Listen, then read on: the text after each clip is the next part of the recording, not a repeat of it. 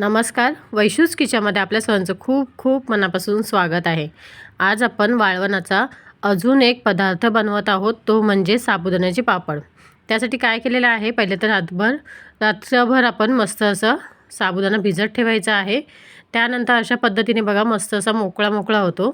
दुसऱ्या दिवशी सकाळी तुम्हाला मी इथे दाखवते आहे। छान दाना मोकळा झालेला आहे, छान भिजलेलाही आहे साबुदाणा।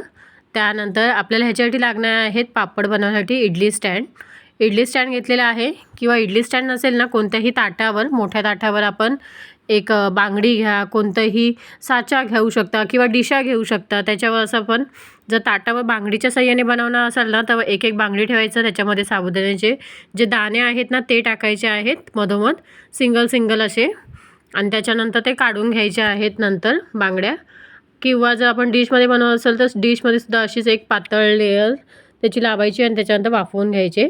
आता हे साबुदाणा भिजत टाकताना फक्त याच्यामध्ये मीठ टाकलेलं होतं, आणि जर भिजत टाकताना नाही टाकलात तर तुम्ही सकाळी आता हे जेव्हा आपण मिक्स करतो व्यवस्थित ना, छान मोकळा करतो, तेव्हा त्याच्यात मीठ टाकलात तरीही चालेल।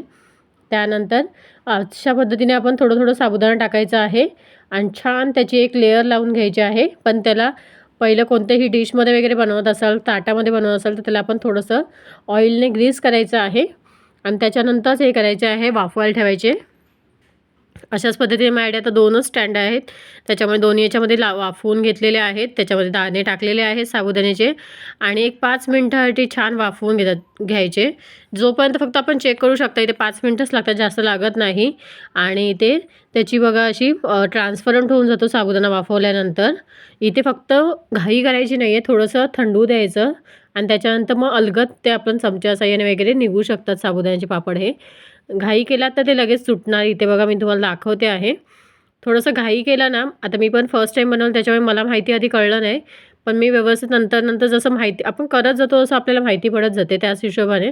आता इथे बघा मी इथे काढते आहे, कारण का इथे थोडं एकदम पूर्ण थंड नाही झालेलं, त्याच्यामुळे थोडंसं तुटला साबुदाण्याचा पापड, आणि त्याच्यानंतर व्यवस्थित काढले ना तर छान निघाले। अशाच पद्धतीने आपण सगळे काढून घ्यायचे आहे, आणि गॅस वाया जाऊ द्यायचा नाही। आता हे मी साबुदाणा स्टँड जे लावले होते ना ते काढून घेतले, याच्यानंतर मी वाटीमध्ये थोडेसे टाकून, म्हणजे लगेच तिकडे तोपर्यंत आपण इथे काढून घेतो आहोत ना पहिल्या स्टँडमधले वगैरे, आपण इडली स्टँडमधले, तोपर्यंत आपण दुसरं बॅच इथे लगेच टाकायची आहे त्याच्यामध्ये वाफवायला, त्याच्यामुळे कसं गॅस पण वाया जात नाही। आणि अशाच पद्धतीने बघा आता मस्त साबुदाण्याचा पापड निघालेला आहे, आणि छान असे इथे मी पेपरावर, इथे बॅनरवर असतात ना त्याच्यावर ठेवलेले आहे सुकायला।